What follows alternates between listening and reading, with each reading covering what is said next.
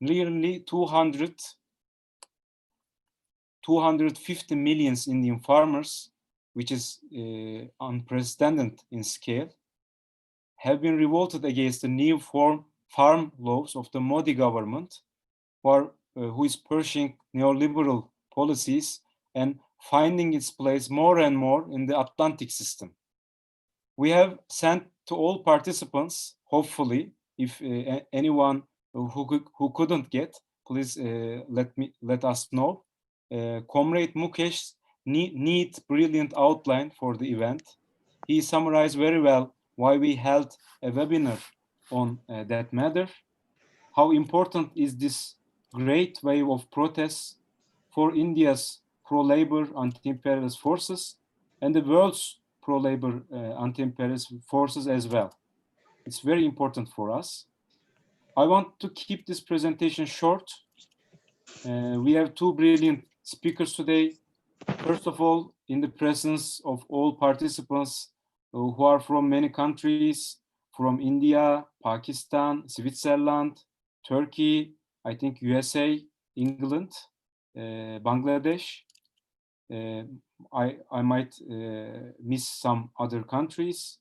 In the presence of all participants, I would like to thank Professor Atul Sood very much for accepting our invitation. He is an associate professor in the Center for the Study of Regional Development at Jawaharlal Nehru University. His expertise on the development schemes and social development.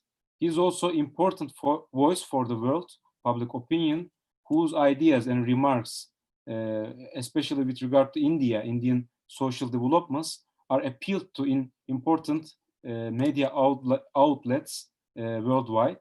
We are excited to hear you, sir. The second speaker is one of ours, Navkiran Natt. She is an executive committee member of the WAYU, student activist from the All India Students Association and Revolutionary Youth Association. She is very experienced on youth struggle and was also on the field with revolting farmers from the very beginning. We are also looking forward to listen her, what she would share with us.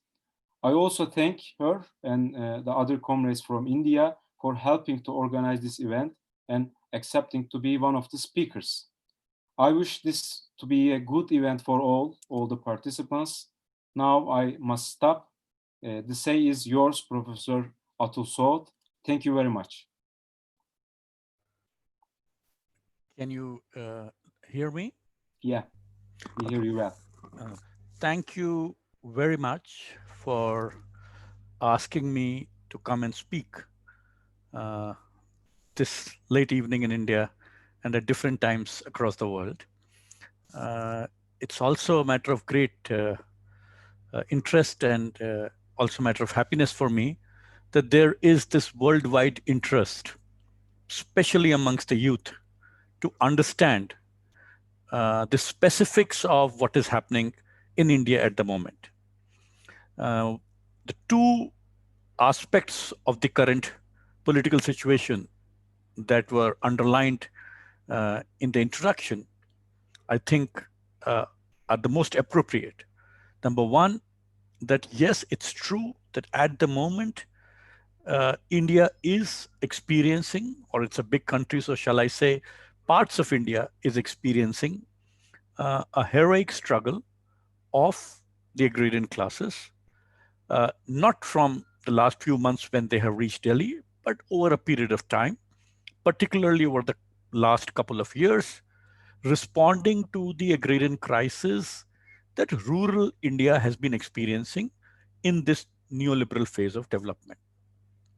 The second, which was again an important point, that this political struggle, this movement of farmers has also created and generated, re-energized the larger struggle for saving, for sort of, for a larger struggle for enriching the democratic process in this country. And therefore, it's an historic moment in terms of the democratic history of this country. So having said that as two sort of initial aspects of the current movement, let me sort of give a little bit of a background to what is happening, maybe perhaps answer a little bit of why it is happening, and then third, also look at the potential or the implications of whatever is happening. So the three aspects I want to talk about: what is currently happening, and perhaps what is the larger explanation of it, and then what is the potential. Now, the immediate context of what is happening in the around the boundaries of Delhi is that farmers from very many provinces in India are sitting on a protest. The context of the immediate context of the protest are three farm legislations that were introduced in the Indian Parliament during the pandemic. That is during the month of September. In fact, the month of September is the one month when the bills were approved. So the month of September is also very significant because three laws which actually deregulated the labor market, or shall I say, took away the historic rights of the workers, were also introduced. So, in fact, what India witnessed during the pandemic through the workings of the parliament were the approval, of course, without discussion and without due institutional consultations, as would be mandatory in a parliamentary system. And I will come to that in a minute. India, Indian Parliament, quote unquote, approved 6 legislations. 3 of them deal with the farm sector, and as they are called, farm laws. Simply put, these 3 farm laws deal with, there are big nomenclature for these bills. For example, just to give you one instance, there is one bill which is called the Farmers Empowerment and Protection Agreement on Price Assurance and Farm Services Act 2020. Put simply, it's essentially an act or a legislative framework to work out the contract between a farmer and its sponsor. So it's just a contract act of, when if someone wants to contract out of his farm or someone wants to contract in someone's farm, then what would be the modalities or the legislative framework? That's one. The second one deals with um, marketing frameworks. Okay, again, there's a long name for the bill. It's called the Farmers Produce Trade and Commerce Promotion and Facilitation Act. Some people are just calling it the Bypass Act. Basically, it bypasses the government regulated markets. So it's a bypass act. That's the second legislation that has been introduced. And the third one that has been introduced is to do with essential commodities. And there was a legislative framework to say that traders, speculators, and financiers could not hoard, could not store essential commodities because they would tend to use the market mechanisms to earn exorbitant profits at the cost of the poor and the marginal social and economic groups. And therefore, there was a legislative framework to say you cannot hoard these commodities. But now the government feels that there is no need to regulate or control the essential commodities themselves. So these are the 3 farm bills that were introduced in the parliament. The process of approval of these bills has been one source of contestation. Sorry, I'll be interrupt in a minute saying I'm not going to be monitoring the chat. So if there is something important, then please stop me and suggest to me. It's hard for me to read the chats as I speak. Okay, we'll be grateful if you can. Yeah, sure. So, the one aspect which has been being debated is this the process of approval of these laws, as I was saying. Now, the process of these approval of laws provides great insight into how or what kind of governance framework India is currently experiencing. You know, in any country, in a parliamentary rules and both the three labor laws, which were modified, and the three farm laws, which were modified, it's not something that they have been talked about first time in the country. In fact, talk about labor law changes has been going on for years. And some version of labor law bills were introduced in 2019. And as the process of consultation is, one will go to the parliamentary committee. That is, there is a parliament will, because to deliberate in detail, where each stakeholder will come. So trade unions will come, representatives of farmers will come, there might be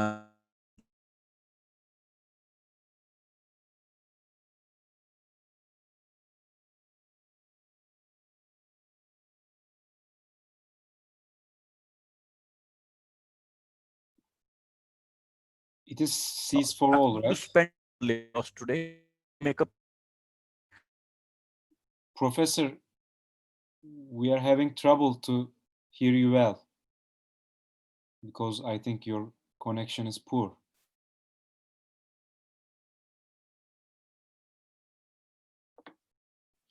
Ah, I think he's completely lost now.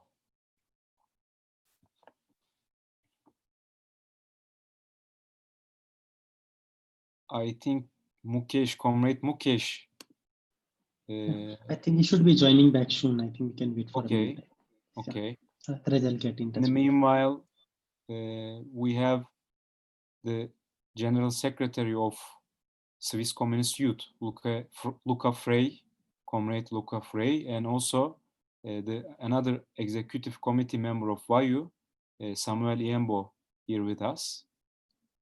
I forgot to present them. And let me tell you that we record this event sorry. and we will I'm share sorry. in our YouTube. Yeah, here Yeah, you go, yeah. Professor. We're My waiting. internet went out. Yeah, Sorry, here you go. sorry about that. It No suddenly problem. happened. Okay.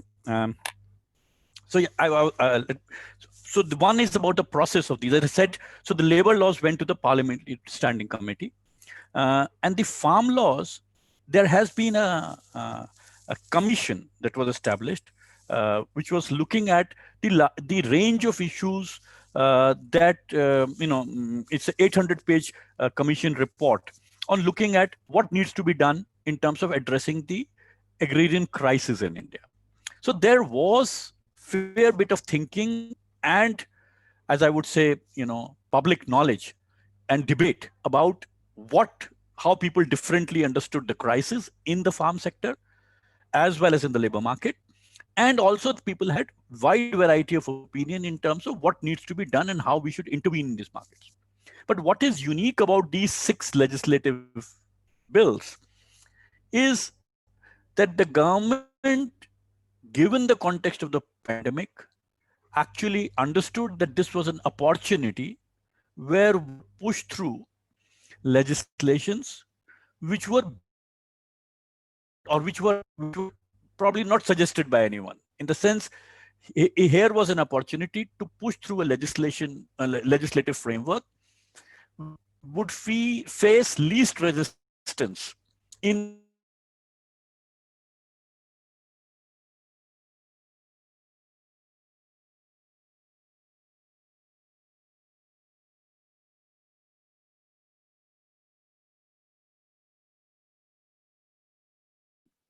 Professor, we lost you again, I think. Not just me, but everyone.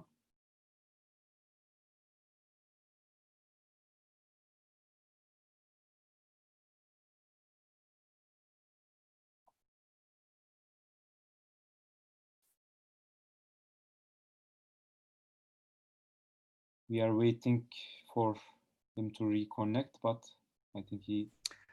I am surprised. I have given in the last 11 months since the lockdown hundreds of such talks. So it is either to do with you guys Yeah, don't worry about it. If you can hear us right now, we can continue. But it's lost again, I think. Goes. Can you hear me now? Yes, right now we can hear. Hello? Yes, we can hear right now. Yeah. If it again goes out, I don't know what to do. I mean, I don't know what is the mechanism to proceed. So we were talking about so the farm bills that were presented for approval in the parliament, and they were presented on a Sunday. No discussion was allowed, but they were nonetheless they are called as approved. Were not based on government's own consultative process, including the recommendations of the various commissions and various consultative bodies that this government had formed or some of the previous governments had formed. So these were really, in a sense, the issues that they addressed have been under discussion for long. But I mean, the three issues that I talked about, but the content of the bill were extraordinarily different and far more pro-market than government's own consultative process had advised. And this is the unique part of how these bills were introduced. Now, the details, this is not the platform to go into the details of the bill, but the key ideas that inform these farm laws are the following. Number one, the farm laws have been proposed on the premise that agriculture commodities are not distinctly different from non-agriculture goods. In other words, production of wheat, production of rice, of sugar, corn, pulses is not different than manufacturing a car, making a table, selling garments, and so on and so forth. So essentially, the difference between agriculture, and remember, it's not only about the uncertainty that is associated with agriculture. That is, food grows when you sort of plant it in the field, and it's impacted by rain, it is impacted by storm, and it is impacted by the availability of water, and so on, and by the temperature, the soil, and so on. So it's not only the uncertainties and the challenges associated with agriculture as an economic activity. They are also distinctly different because within the private sector, agriculture is completely differently organized. Agriculture is one sector which is private, but it is basically private in terms of small holders of land. So it is not, I mean, these farm laws are not a story of actually, from public moving to privatization. It's not that story. It's not a privatization story. It's a story of privatization versus privatization. In other words, it's a story of having a legislative framework which basically makes agriculture uncompetitive for the small farmers, cultivators, and so on and so forth, and creates a situation where agriculture becomes profitable for big corporates, for big farmers, and big agro corporations across the world. So one distinction that one assumption that informs this legislation, as I said, was not making a distinction between agriculture and non-agriculture. So since you don't have any Essential Commodities Act applicable to hoarding of cars, I'm just wanting to be ridiculous, So people are not, there's the freedom. If you wish, you can hoard and, store cars or, aeroplanes or whatever else. So similarly, there is no need to have a regulatory framework which allows you, which controls how much food stocks can you store. So you can store as much as you have the capacity to store and throw it out in the market or leave it out in the market, in the open market, as and when you, as you feel. So one is about this, this distinction clearly, therefore, opens up this possibility of playing around and distorting the agriculture markets all over, in a very significant way. So that's one idea that informs, these laws. The other, of course, is that it gives up, it sort of wants to pushed the idea of free market, far more deeply, so deeply beyond than what has been done till date. In other words, the notion of free market is being very smoothly transplanted on agriculture. World over, agrarian markets are regulated markets. In Europe, I'm sure many of you people know how, take example of Italy or so on. The agriculture markets all over the world are regulated markets. But here is an instance of complete deregulation of agriculture markets in India through this legislative framework. The third distinct part which informs this legislations. So one was this not making a distinction between agriculture and non-agriculture, and that this gets reflected in the details of the elements of the bill. I mean, I'm not elaborating on those. The second one, as I said, was to sort of deepen this idea of free market and suggest that actually the only mechanism uh, to overcome the hindrances towards prosperity is to move away towards free market. So everyone acknowledges in India that agriculture and agriculturalists are in crisis. So the solution to the crisis of the agriculturalist is to move towards greater free market. So it pushes this notion that prosperity and the road to prosperity comes via free market, even in the agriculture. The third that I was going to underline in terms of what informs these laws is the idea that if you feel that you have been wronged, if you suffer any negative consequences. So, for example, you have the Contract Act, and the Act says that a global multinational would come to India and would start making contracts with farmers to produce potatoes to make chips. Now, obviously, you will understand that no multinational or global national is going to come here because it was going to do a contract with millions of small peasants. So they will have range of intermediaries, range of middle level players who will do this contract. So the legislative framework that has been introduced suggests that if there is any disagreement, any conflict, any matter of differences in the implementation of these three farm bills, I was just giving an example of contract bill that applies to the marketing bill as well, then you don't get resolution of those in the civil court. You do not have access to the judicial mechanism that is available in India. In fact, the dispute resolution mechanism for each of these components has been uniquely proposed in the bills.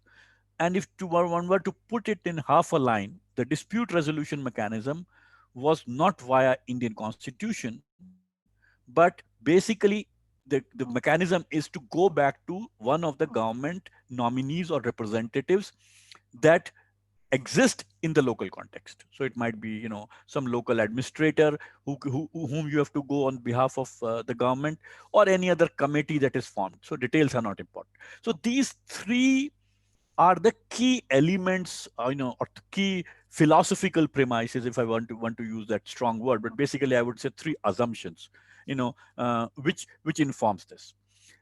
All three of them therefore suggest that it is a case of or an instance of complete deregulation or completely opening up the agriculture sector and therefore the rural economy and its people to the mechanisms of the market.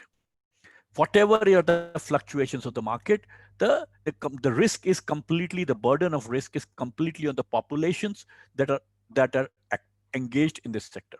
Government has moved away from taking any responsibility. In fact, the government has gone a step ahead and said it actually facilitates it. It not only is not going to take any responsibility, but the risk that you experience as a result of these laws have to be also addressed through the mechanisms of the market. These are the three, I would say, um, key premises for these legislative changes. So these are the bills, and this is what informs the bill. It is that, as I said in the first part, that agriculture and the agrarian sector has been in crisis in India for a long time. And there's been a lot of debate of what this crisis is and what needs to be done. To just share with you two, three elements of this crisis. And then I would explain, perhaps, and you people would know from your own experiences as well, of why that is the case. That agriculture in India has been treated as a residual sector, if I want to put it like that, in the sense that the macroeconomic policy or all kind of economic policies that have been made have been essentially made in a manner where the agriculture sector is to provide cheap labor, cheap food, and cheap raw material for the non-agriculture sector. So basically, policies have not been made for the agriculture sector. The policies have been made for the non-agriculture sector, which had a deep consequences for the agriculture sector. In that sense, I'm saying that the policy making has been to treat agriculture as a residual sector. Okay. Now, this has resulted into agriculture and the agriculturalist experiencing immense crisis. The crises are for those who own the land.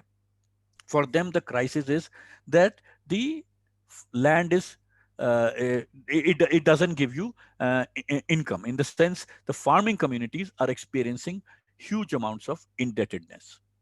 And since bulk of the landowners in India are small and marginal farmers, that is, the proportion of land might be large proportions of land might be in control of big farmers, but large population is still into farming, holding small pieces of land.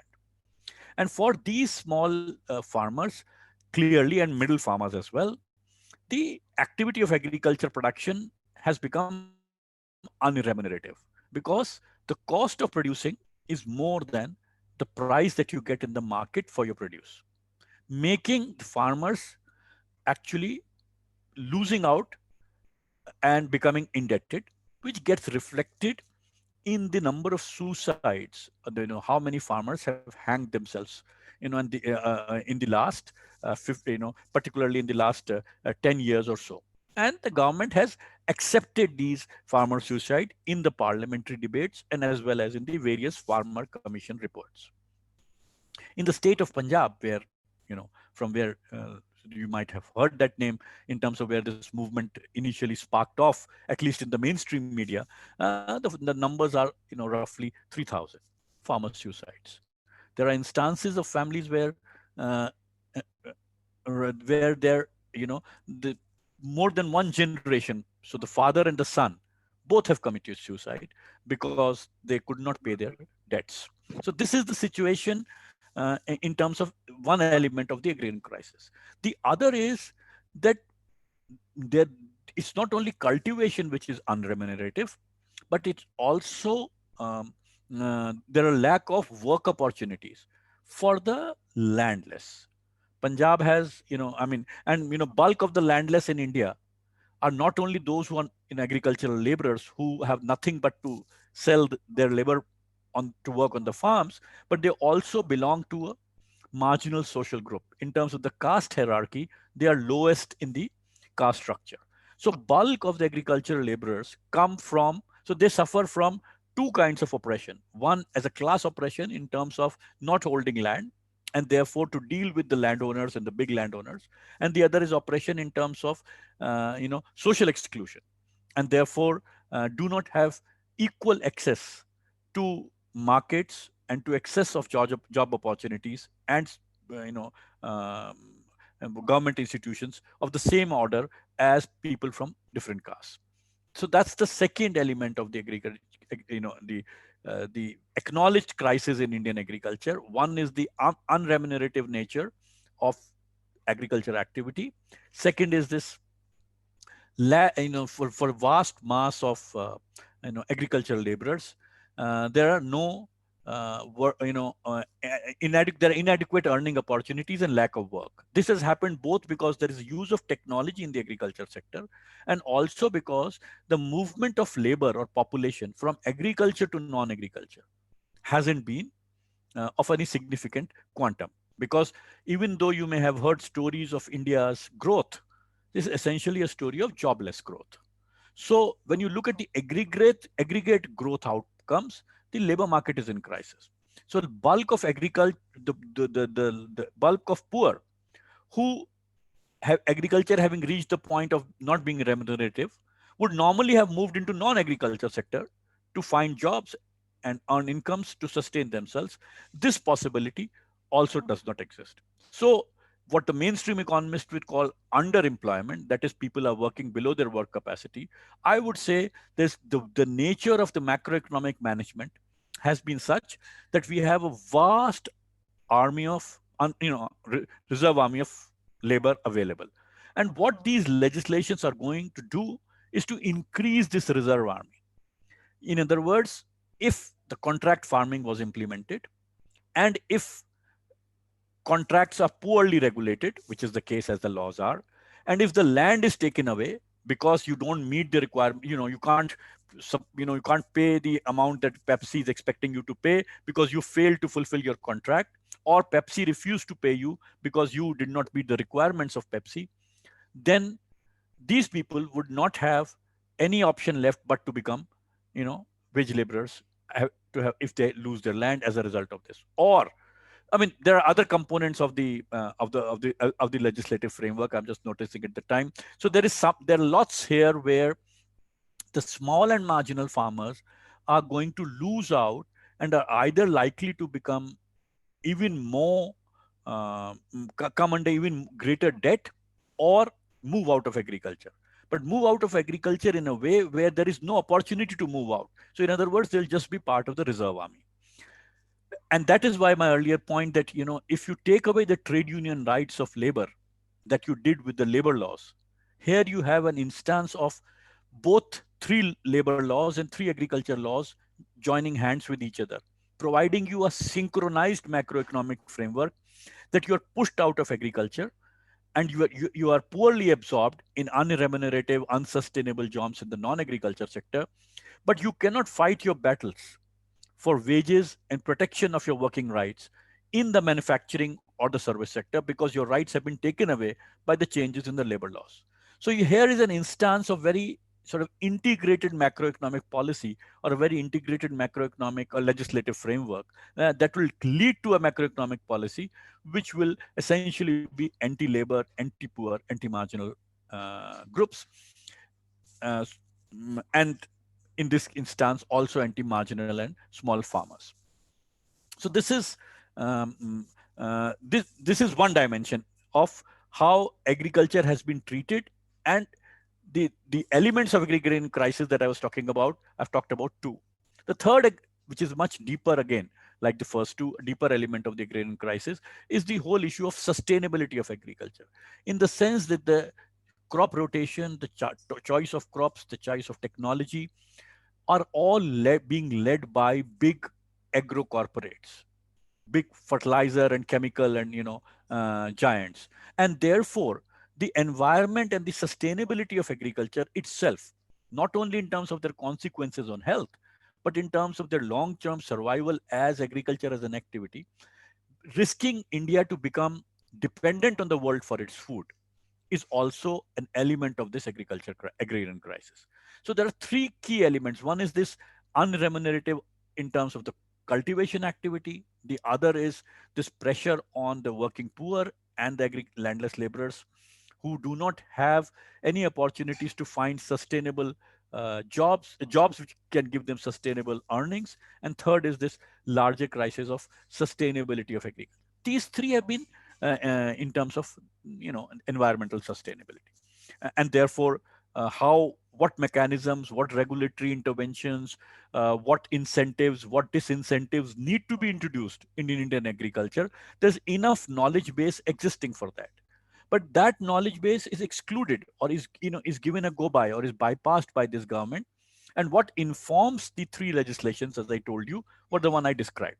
So in other words, none of the insights that the nation has in terms of understanding the crisis of agriculture is being utilized to form the legislative framework. So in one sense, the bills have a continuum from the past, in terms of dealing with something which was acknowledged by the nation as a challenge. So I am not suggesting at to least that there are no issues of agriculture marketing.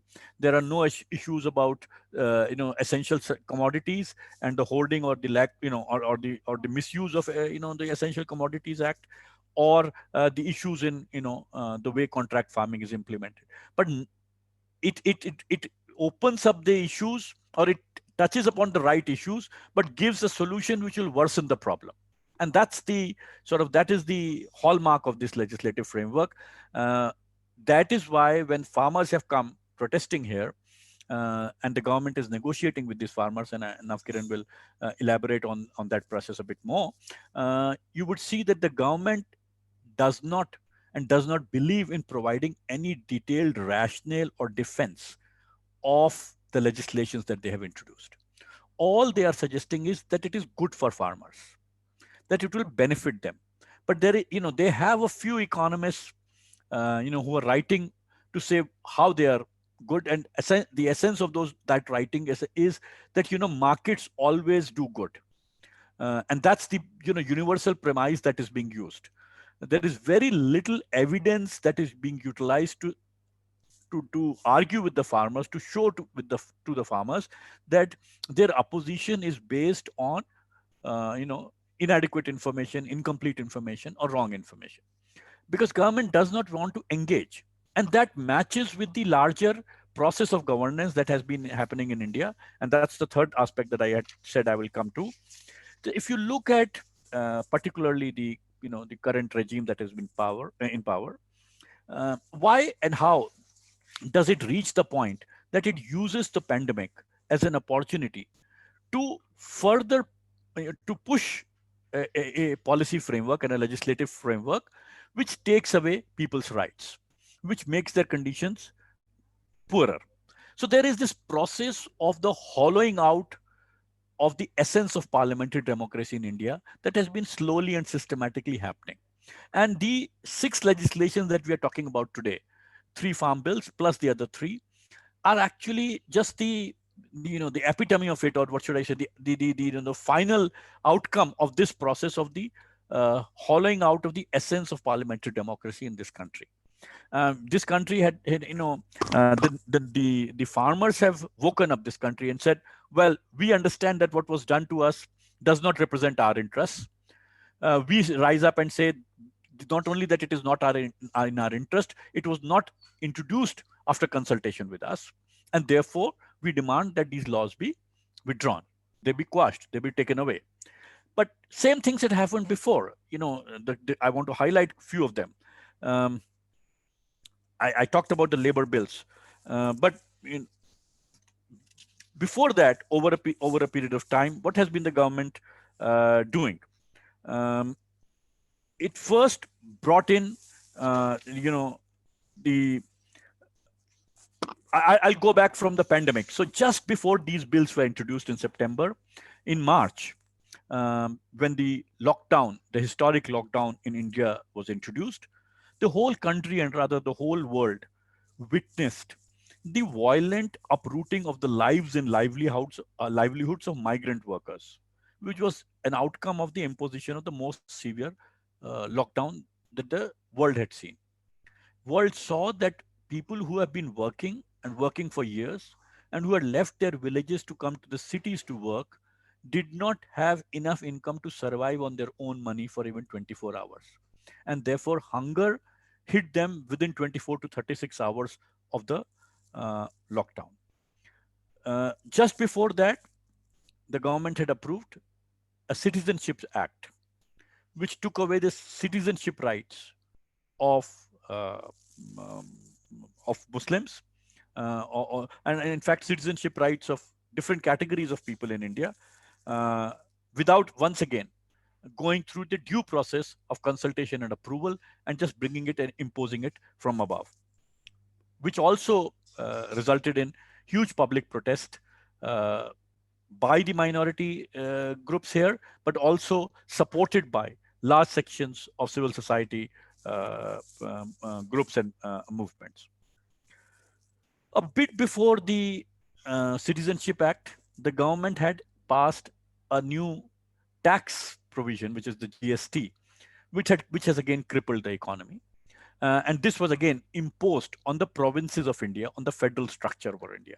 And that's a key element of the governance that has been happening here, that the central government actually bypasses the state governments to implement the legislative framework. That has happened in the case of labor, that has happened in the case of farm laws, that also happened in the case of the GST, um, the generalized sales tax.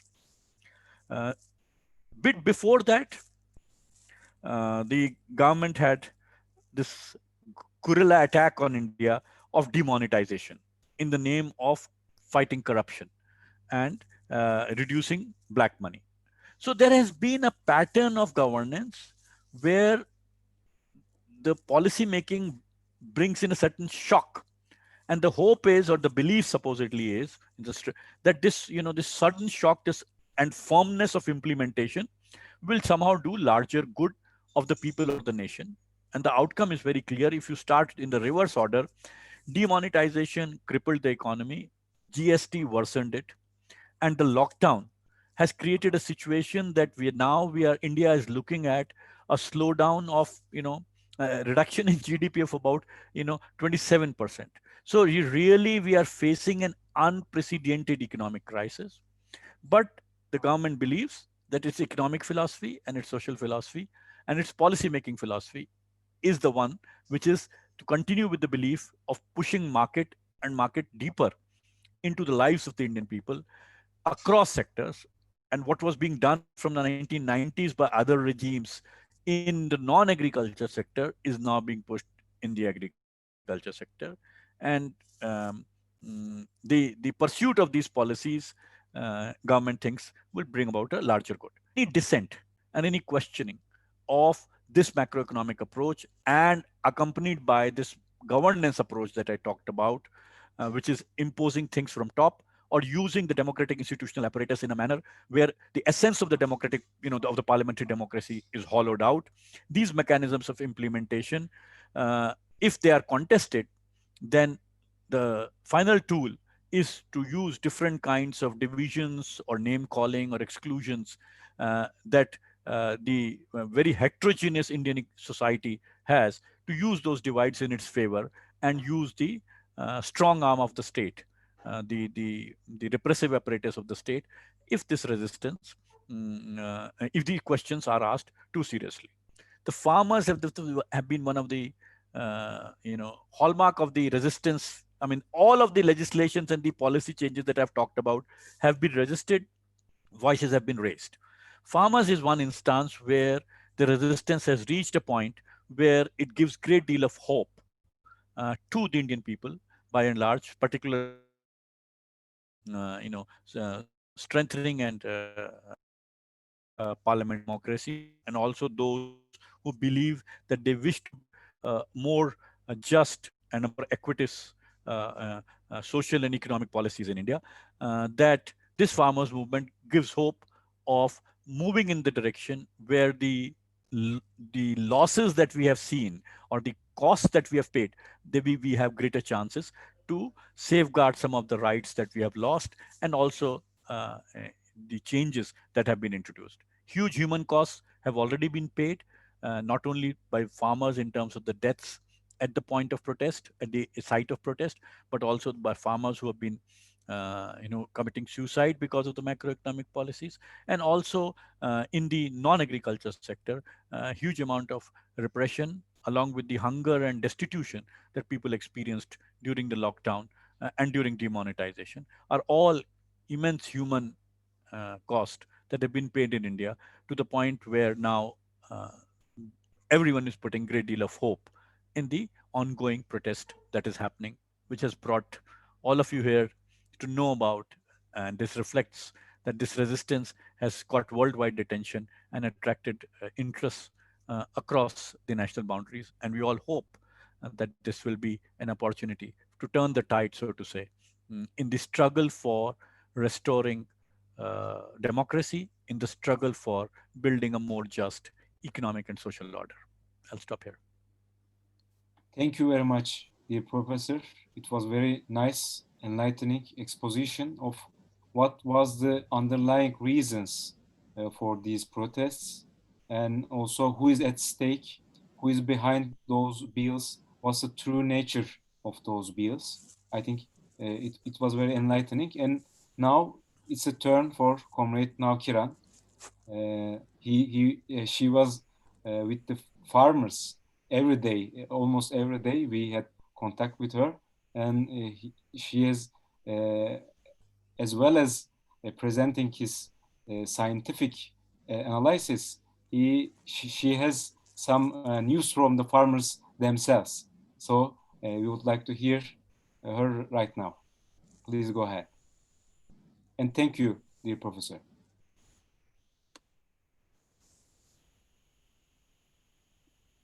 You are muted right now. Thank you very much.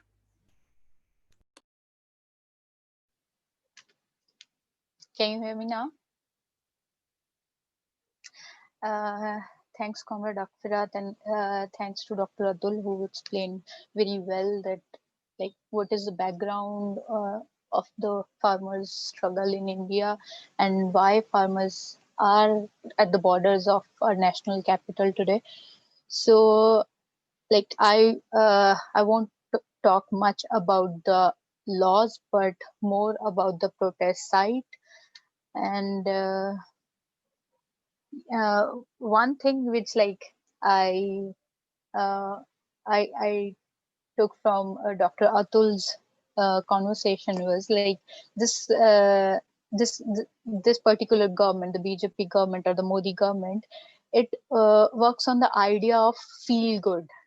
I mean, it always gives slogans or the ideas which make the people feel good, and like it's a kind of sweet poison. That's why like I think it was more difficult uh, to one particular section to convince them why the policies are faulty, because generally they hide the complicacies of the policies behind that idea or behind that slogan. So I think this is a time, this is a moment when people are like finding these laws as a direct attack on their livelihood. And like Dr. Atul discussed that just before this pandemic started or this lockdown started, India was witnessing another huge pan India movement against the anti CA and RCNPR bills. So even at that time, like the movement wasn't that big because a good chunk of people or the majority wasn't like feeling it was a direct attack on them. So it was again a minority. But today, because one, there is in general a sentiment for the farmers because they are considered as the food givers. And also I mean like although government did try to do that, I mean uh, to build a connection between the struggling farmers and their religious identity, but that the government didn't succeed in doing the same. So in during the anti-CA NRC NPR protest, what they did was uh, saying those protests as anti-national protests because the majority of the protesters were from the minorities, and again from within the minority communities, dominantly Muslim population. And in India, like because of years long campaigns or the overall environment which BJP government tried to create during the last 7 years, uh, they, I mean, like they got a kind of success in portraying Muslims as terrorists or as anti-nationals. So they did same with the anti-CA and CNPR protest. And this time they tried to portray these protesters, which like initially they said, or even the pro-state media or the corporate media said, was like dominantly by the Sikhs, which is a dominant religion in Punjab. So they again try to portray it as an anti-national protest or a protest for an autonomous state, or not on autonomous but a separate state. So they try to portray this movement also as a threat to the nation, but they didn't succeed this time. And the reason for that was, one, it wasn't a Sikh thing which they tried to do it, and eventually uh, it like turned out a pan India protest. Now, like I must say, a global protest, because uh, like we are hearing voices from every corner of the world. Like today we have people from across the world, and even within India, today we witnessed a huge protest march in Mumbai or Bombay, which is the economic hub of India, a metro city. And even the participation from different states of India, like now we have Punjab, Haryana, Himachal, not Himachal, Uttarakhand, and Uttar Pradesh, Madhya Pradesh, Maharashtra, Gujarat, Rajasthan. So these are the North Indian states, like uh, in and around around the national capital. All the protests, these protests are going on in other states also, but the thing is, because of this pandemic and because of the distance limitations, not everyone is able to reach at the borders of the national capital. But the protest is pan India and the protests are global.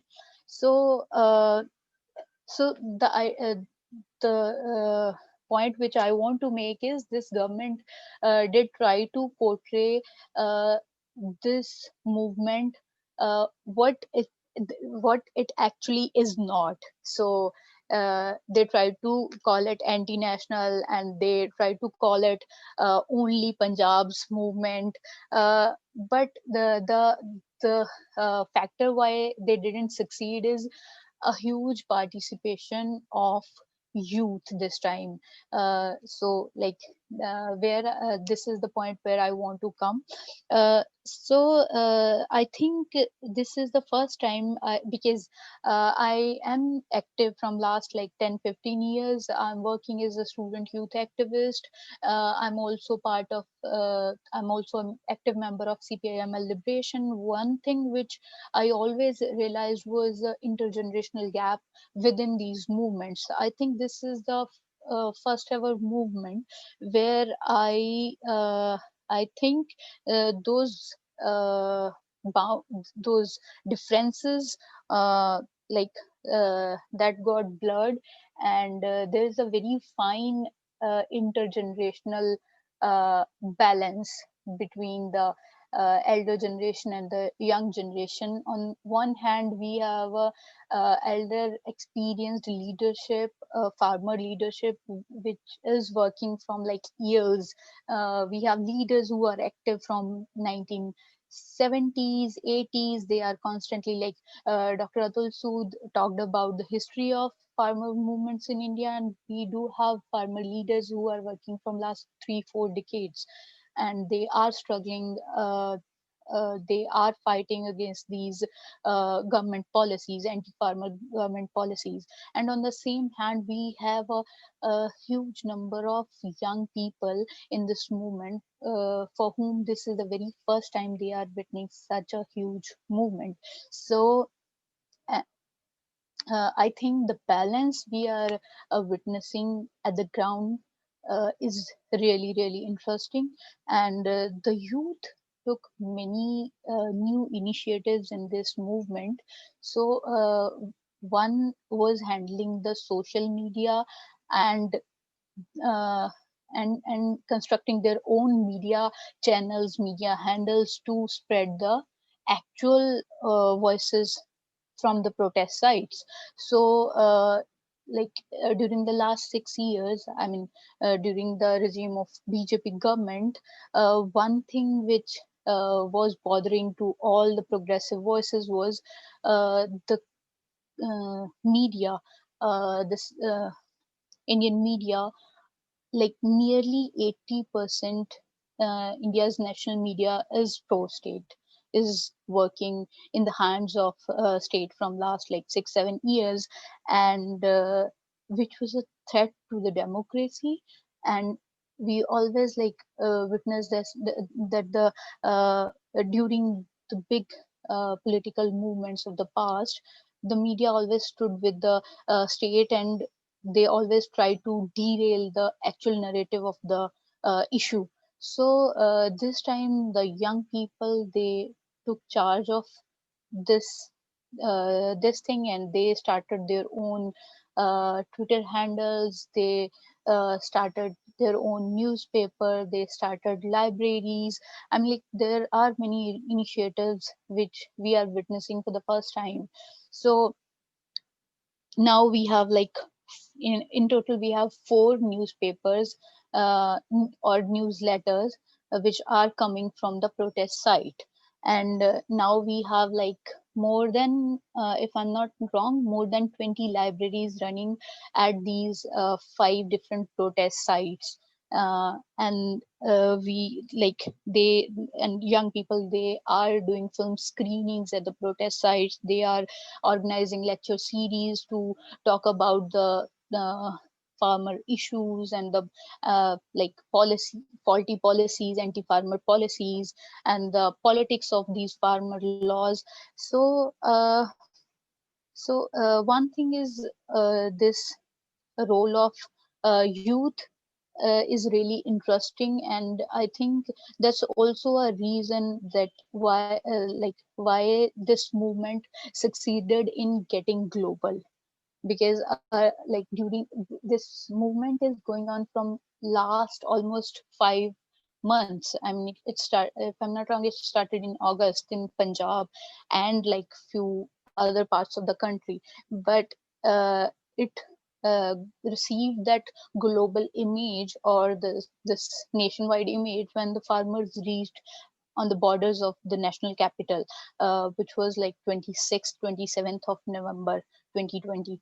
So I'm like, at that time, another important thing which happened was the way government tried to stop the marching people, or the way they barricaded them. I mean, like, we always heard that protesters damaged the public property. I think this was the first time in our history when the government damaged the public property to stop the protesters reaching Delhi. So they dig up the roads, national highways. They put like huge cement blocks in between the roads. I mean, like, they tried their best to stop the protest, but they like fortunately they didn't succeed. So yeah, so when the protest reached on the borders of Delhi, that was the moment when national media tried their best to derail the issue by like throwing different narratives. And like this, that was the time when the elder leadership, they talked to the younger people, younger protesters, that how we need our own media, how they should use social media to tell their our own narrative to the world. And like so that was the time when the things turned upside down. And the another thing which I want to talk about is the women participation in these protests. Because I'm like, we are going to have a women Kisan Day tomorrow. So 18th January, the joint Kisan Committee, the Joint Farmers Committee, they have decided to celebrate 18th of December 2021 as a Women Farmer Day. So the thing is, the Chief Justice of India made a statement few days back that why the farmers have kept women in the protests. So like we were getting that, like the patriarchy we are also fighting against from last few like decades now. It's still there in the minds of the state and the state keepers. So the idea of women participation is like still why farmers have kept women in the protest. That's something like we are like we want to oppose with our like actions, with our participation in the movement.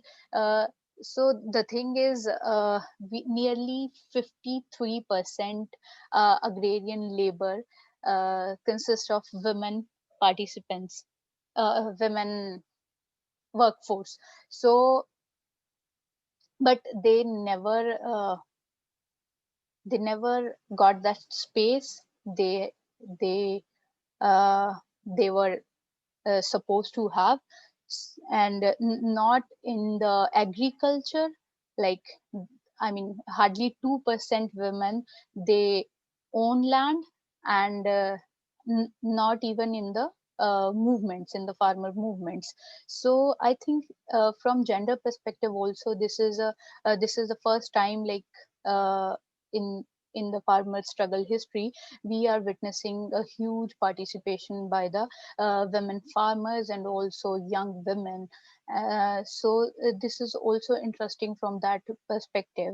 Like even in the media earlier, we were just seeing the pictures of women preparing food in the on the protest side, doing dishes and all that stuff. But eventually that like image has also changed, and uh, they they got into leadership roles. They are volunteering and like in every possible way. They are handling, like they are organizing people to come to the protests. So they are in charge of every aspect of the movement.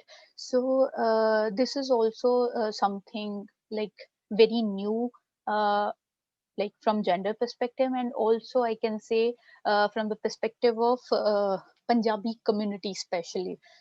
And because like in Punjab, even on socially and culturally, we are like we are still fighting. Like I can say overall the North India is like very feudal, very patriarchal. So this movement is interesting from socio-cultural aspect also. So these were the points I wanted to uh, talk about from like from the protest point of view. And that like which and I think I'm not very much able to say what I want to say. I think in the question and answer now around, I would be like more like it would be more easier for me to explain what I really feel. But the thing is, these protests are not only important from the political aspect or the farmer movements aspect, but also very much important from the socio-cultural aspect. So this is the first time like we witnessed such a huge movement where protesters made another city in the form of a protest site. So, and like we do have everything which a city needs uh, in his day-to-day life. We have medical facilities on the protest side, we have libraries, we have schools, we have uh, like theaters, we have entertainment resources. Like everything is available on those protest sites. So in that way, it's a totally newer kind of protest in itself. So that's something like I think will help us in future also from the perspective of activism and like doing protests. So I think, yeah, I'm like, I will stop here and will welcome the questions, and then I think I'll be able to clear the thoughts more. Thank you very Thank much, you. Navkiran. Thank you. I think it was very nice speech, and you reminded us that the collective action, the very act of being in protest, is the most transforming action for those people. Like you spoke about the social cultural aspects, which might be missing in these discussions. I think it was very important to point out. Thank you very much for that. And also, what you said completed what Professor Atul said, and we have a nice picture of what's going on in India, Indian farmers' protests right now. Here's the time for Q&A session, and if you like, you can you can speak out loud. If you like, you can write, and I might ask for you. Please go ahead.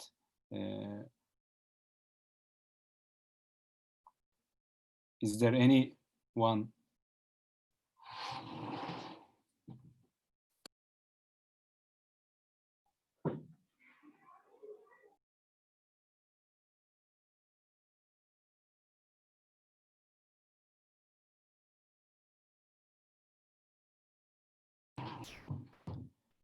Is there anyone to ask questions? Maybe can I have a question? Of I course. don't know if there is anyone. I'm hello everybody, hello comrades. I'm Zeno Casala from the Communist Party of Switzerland. I had a question for Comrade Navkiran, because you told us about the role of the youth in this protest. I found that aspect very interesting. I wanted to maybe ask you if you can explain a little bit more this role of the youth, if for example student unions, student associations are playing a role in this protest, or because I didn't understand if it is more like older and younger farmers that fight together, or if there is also a role of student associations, student unions that are joining this protest or not, and what is your strategy for getting the movement bigger in this sense. Thank you very much. It was very interesting to both the professor and Comrade Navkiran.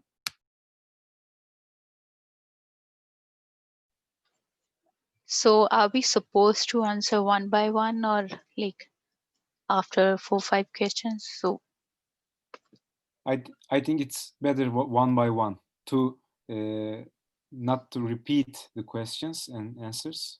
Yeah. fine. Thanks, comrade, for your question. So yeah, I didn't clarify that.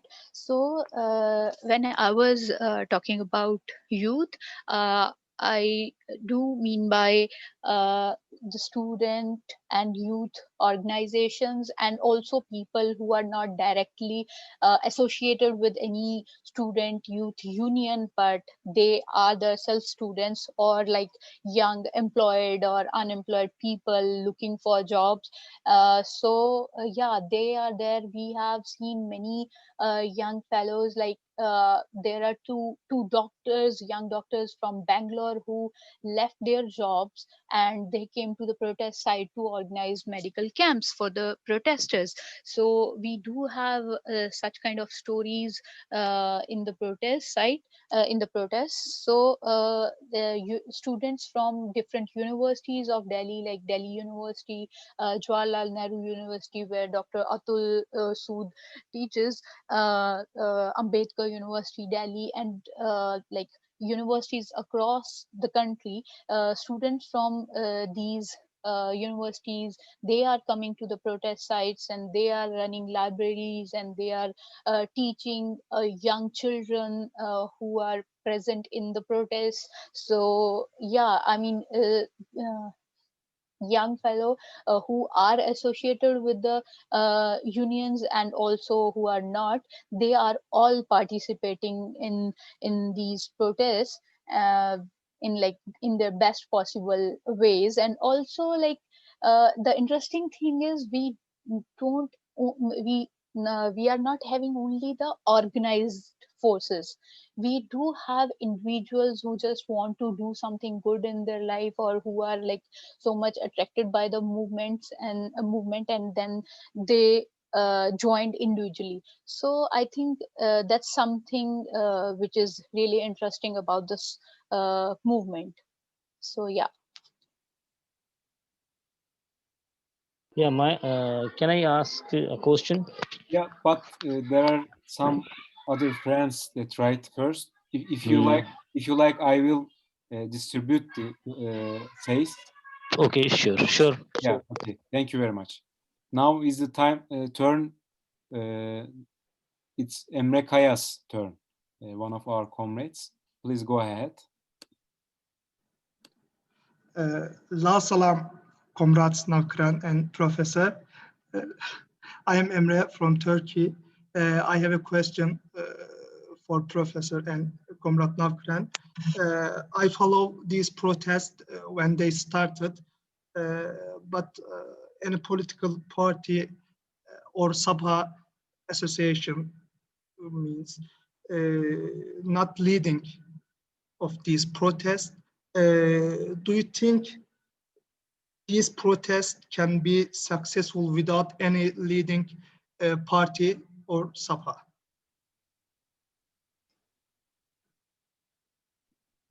The question is for Navkiran, right? Navkiran and Professor. Okay. So Dr. Atul, I think you can go, I mean, that just add a line, then you can add more. I think it's a misnomer to say that there's no political leadership. This movement has a very strong political leadership. It might be that it does not have one centralized leadership, and it might have a dispersed leadership, but nonetheless, there's a very strong political leadership, number one. Number two, like any social political movement, it would be wrong on our part to think that it has suddenly erupted. Of course, you would say that the specific manifestation of it, I mean, at a particular moment that comes, there might be, there's of course great deal of unpredictability about it. Or, you can say that we as social analysts don't know when things would happen of such a scale. We cannot answer that question. Having said that, there is a great deal of continuity here.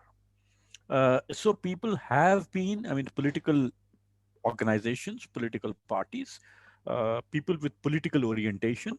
And I would say, by and large, the foundation of the movement is based on those political forces who belong to the left spectrum. Navkiran is right, yes, that there are, multiple kinds of worldviews that are, that are included in this protest. That's correct.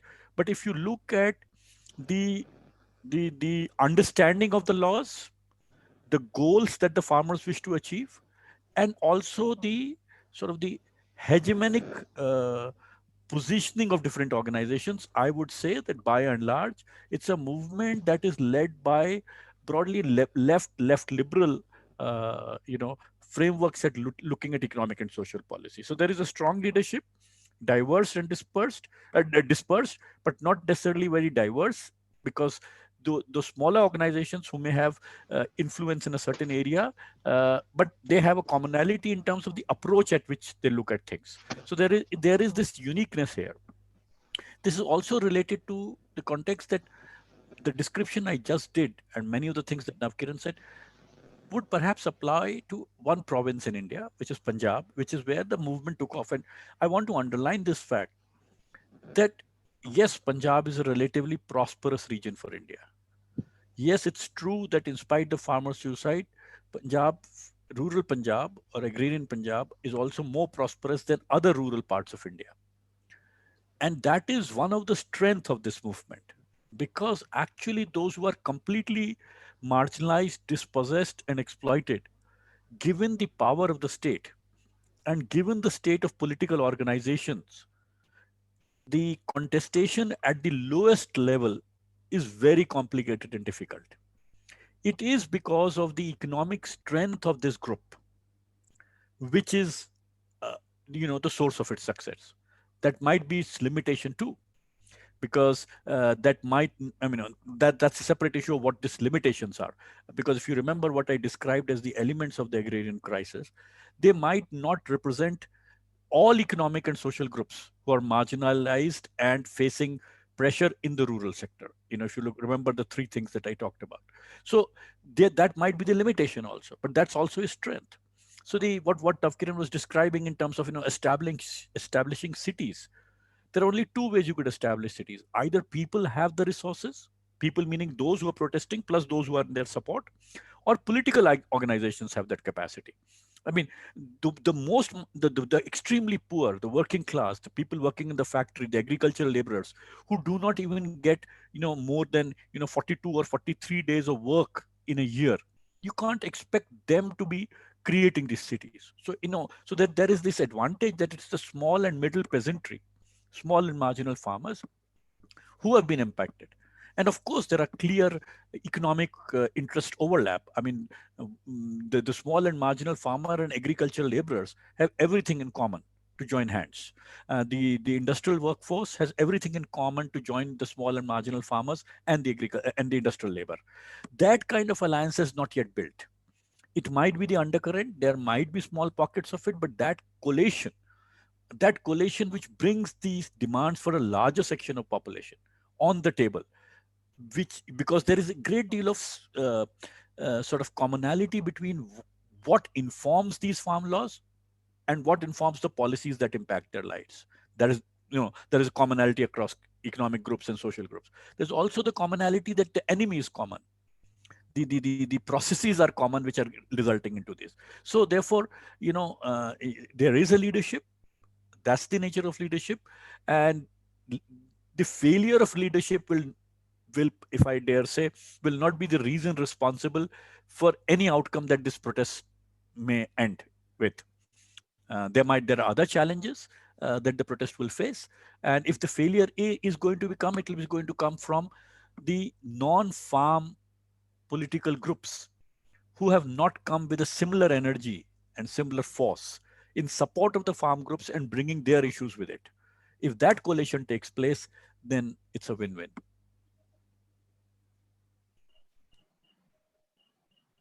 Thank you very much, Professor. It was very nice, satisfying answer, I think.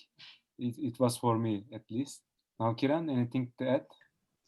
Yeah, I mean, thanks to Dr. Atul for clarifying my points, and also our idea, and like most importantly, state's idea of farmers is still very limited. Like, they don't consider women as the farmers, which consist nearly 53% of agrarian labor. They don't consider uh, Adivasis, like what we call to Adivasis. I mean, I don't. Tribals. Tribals. Tribals. Oh, yeah, thank you. They don't consider tribals as farmers, and they don't consider agrarian laborers as farmers, who are like, they are the ones who do all the work on the farm. So yes, our idea of farmer is still very limited. And also there is one economic aspect which Dr. Atul talked about, that uh, to which particular class these farm bills are going to impact. So I mean, that's like middle and lower middle class, or the I mean, big and small peasantry. And yes, they are fighting there. And also, like, because Punjabi community or the farming community is like dominating these protests, which is like, which has a very strong diaspora, which is also like helping them raising their voices globally. So like, yes, the dominant class and community of this movement is a strong point for this movement. So yeah, and the people like, or the other categories of farmers which I talked about, they did come in support, they did come in solidarity, but I mean still like the general idea is these bills or these like this movement is about the quote unquote are limited understanding of what farmer is, about them only. So yeah, these are the limitations and the strengths at the same time. If I were to just add one line that, if one wants to understand the nature of movement, why it has come from the region it has come, and the spread of the movement as described nicely by Navkiran, is to look at both the economic capital and the social capital of the people who come from this region. And so what Navkiran is referring to is all the elements of social capital, and there is also economic capital. So it's a combination of economic and social capital of the people from the region who, and like in most countries that probably you come from, all our countries are very complex, and so each region is also has or has represents a certain sections of society or certain communities or certain religious groups or certain sub identity groups and so on. So each region has their own specificity, but it is the economic and social capital of the region which has played a significant part in the in the what should I say, in the spread of the movement, in the length and breadth of the movement, in all ways. Okay, yeah. There's a question here. So you will, Ruby, you will do it, right? Go ahead, please. Yeah, there is a question from Manjinder Jill, but I think he or she left right now. But I can, since he or she write his question, I can read. Do you think Modi regime had created a more severe situation by declaring processed stuff like rice edible oil and gin cotton as farmer produce, as the processor could claim their income as farmers' income, which is exempted? So it might be creating situation for regime itself. This is the question. I say, I mean, I don't know the essence of this question, but I would say that what the government did, it's a federal, quasi-federal structure in India. Okay, so the agriculture is falls in constitutionally in the realm of governance for the provinces, not for the central government. And remember, this legislation has come from the central government.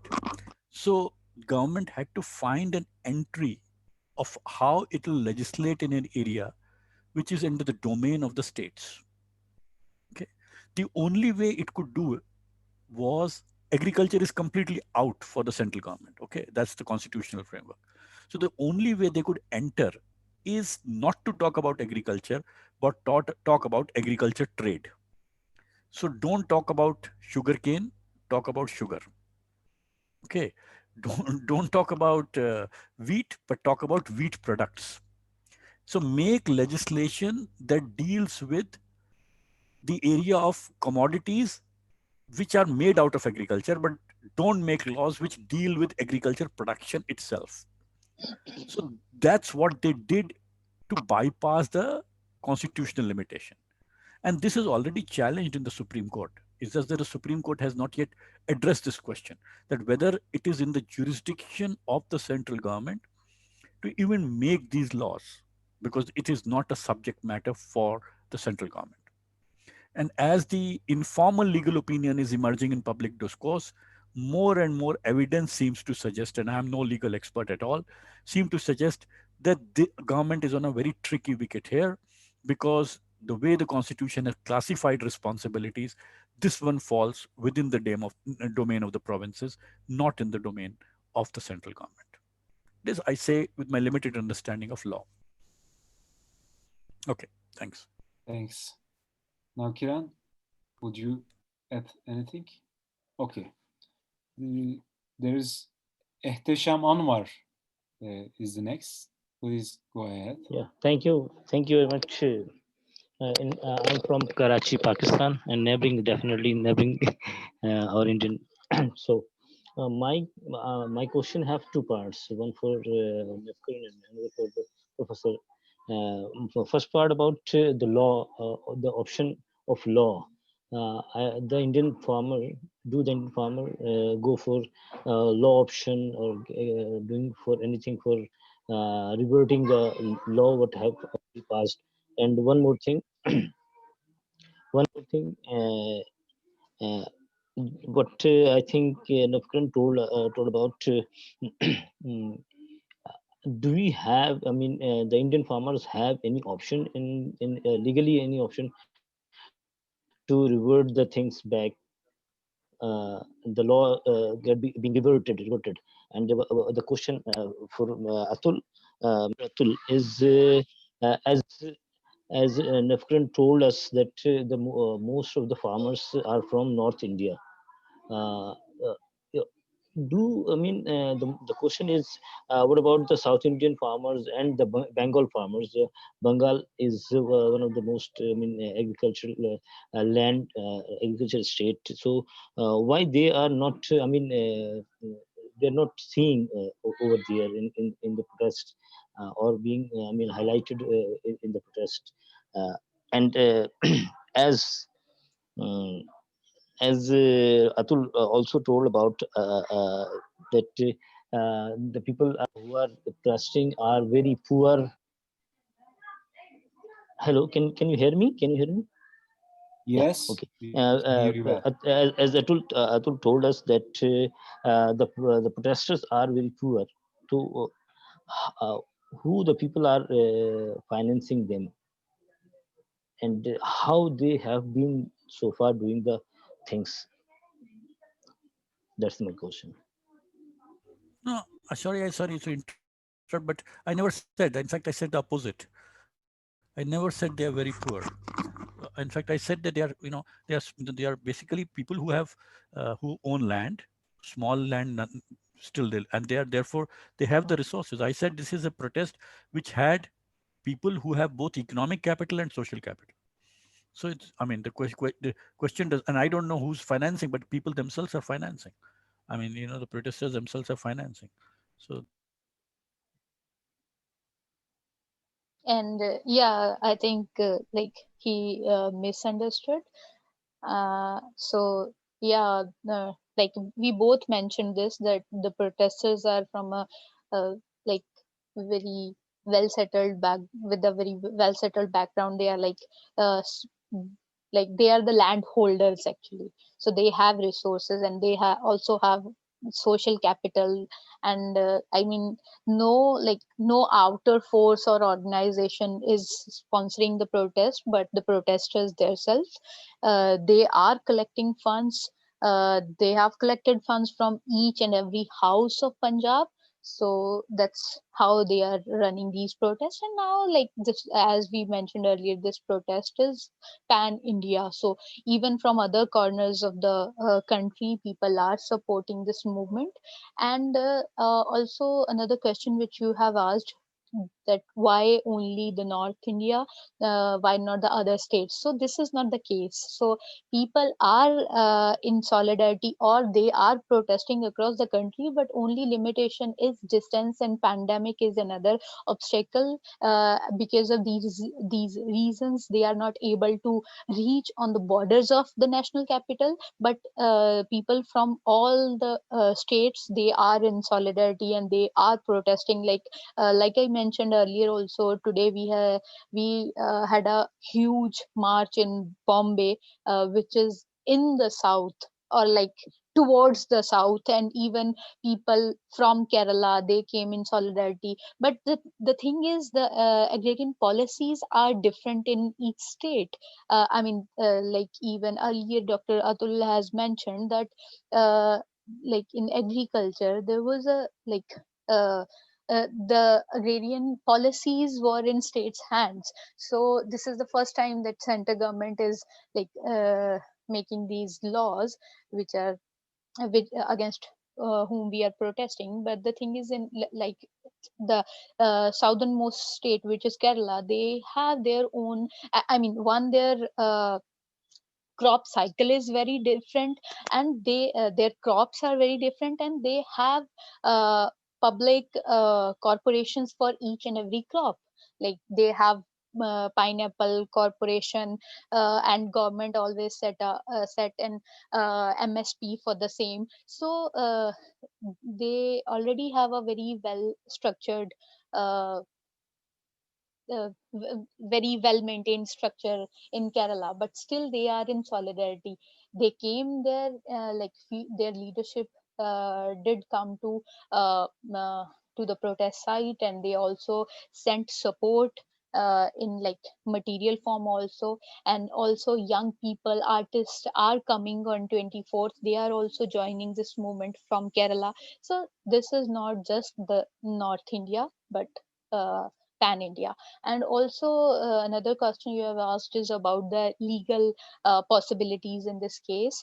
I think Dr. Atul already mentioned that the organizations or the farmer unions already went to court on few aspects, which Supreme Court didn't hear yet.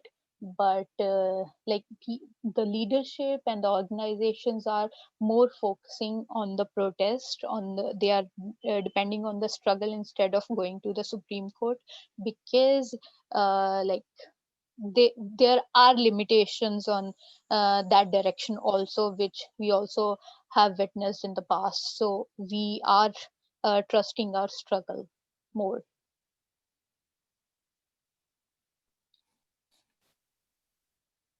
Thank you, comrade. And the next question is coming from Göksu Najar, if she is here right now. Yeah. Hello. First of all, I would like to greet my comrades from all over the world, and I would like to thank my comrade Navkiran and RD teacher Atul Sood for this informative presentation. What I was wondering is that when we consider the intense youth and women participation and the worker participation around India, is this just a reaction to the government, or is there also a reaction against a total system? Thank you very much.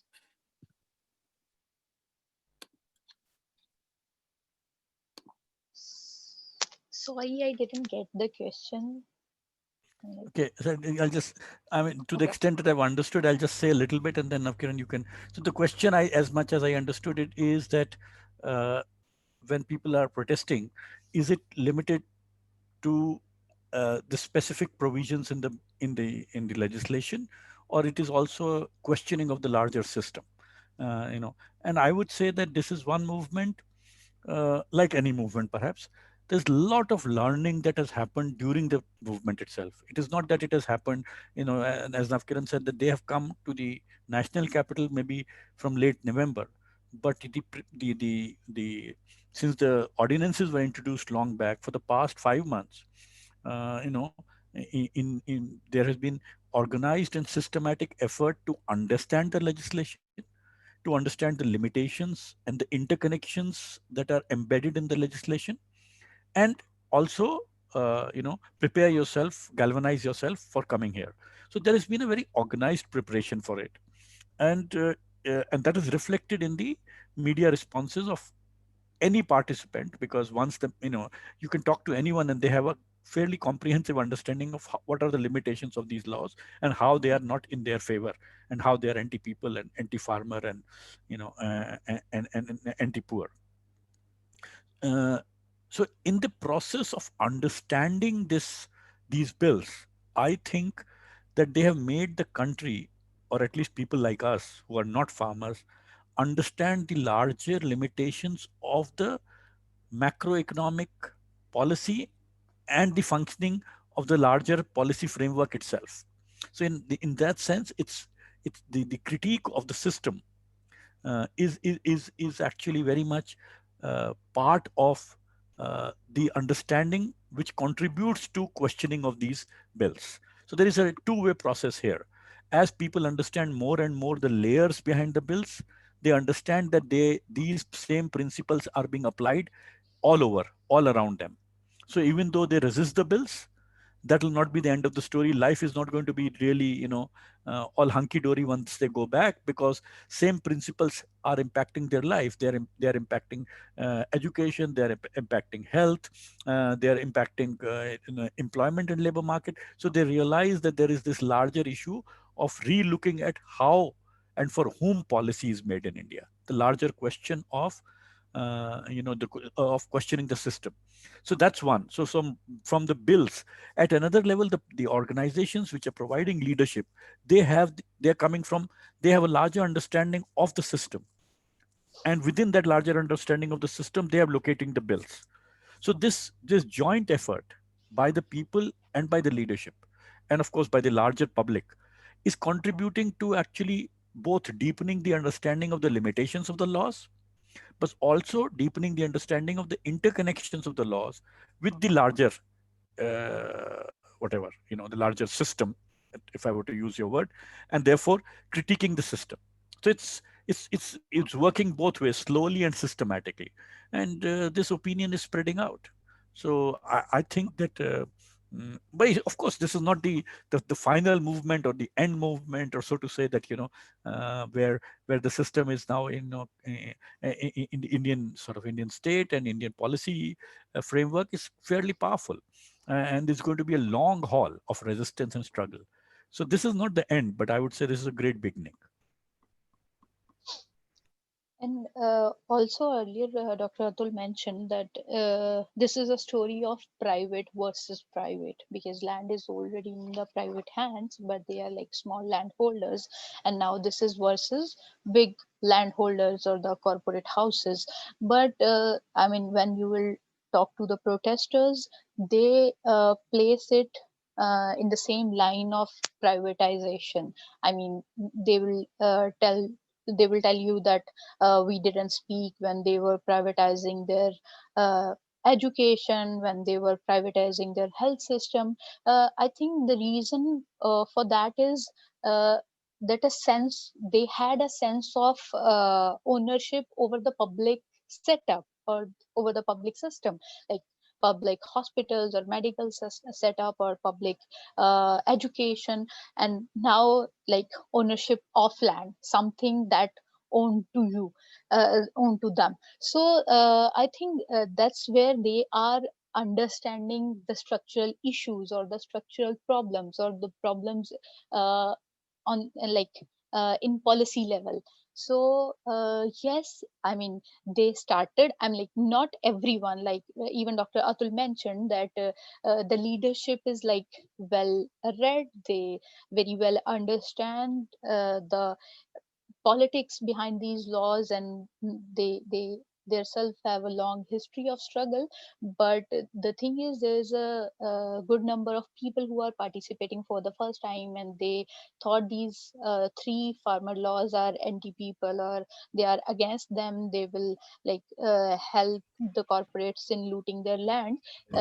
They came because of that particular one reason. But now when they came there, they are understanding those structural problems, the political issues which are working behind these laws. So I think, yeah, this fight is like two-dimensional, against these three laws and also against the structure, like as a whole, the political structure.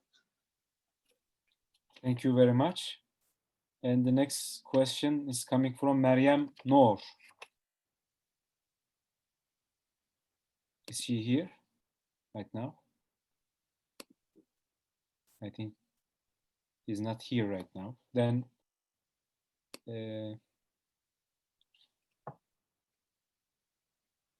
Luca, Comrade Luca, greeted our speakers and presented his wishes for the success of protests.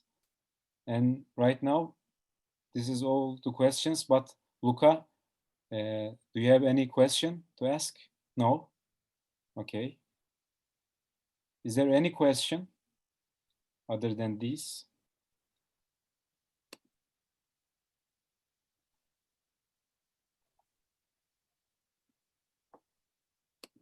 I think that will be all for today. Great. And thank you again, Dr. Atul, for your enlightening speech, and also Comrade Navkiran, your very good exposition of what's the actual situation in the protest site. Thank you very much. We held this event not just only to understand what's going on, and also to be in solidarity with Indian farmers. And all the participants will use this valuable understanding of the matter in their own countries to spread what is the main objective, what is the main righteous cause here at stake. So thank you very much for all the participants, our brilliant speakers. And from now on, we will, I think, discuss a statement on WAYU to be in solidarity with Indian farmers. It will be a good thing next to do. And other than that, all the participants, all the organizations who are here with us, I think use this information, understanding in their media, their social media, their organs, articles, etc. And I think this would determine the ultimate productiveness of this event. I think everyone will find with this event, find productive the result of this event. And thank you again, Dr. Atul and Navkiran. That will be all, if anything to add from others. Well, thank you for your patience. Thank you for listening. Thank you for asking us to come and speak, and appreciate the fact that you found it helpful. So thank you very much. And good wishes. And thank you for your solidarity for the struggling Indian farmers. Much appreciate that on behalf of the Indian farmers as well. Thank you so much. Thank you. And thanks, Comrade, for having me as a speaker. Although, like, we are also the organizers.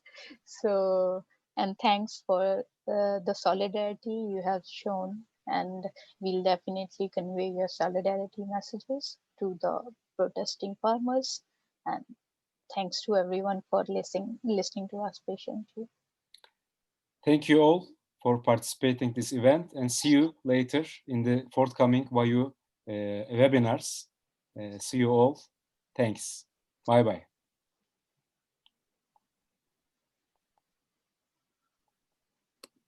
Okay.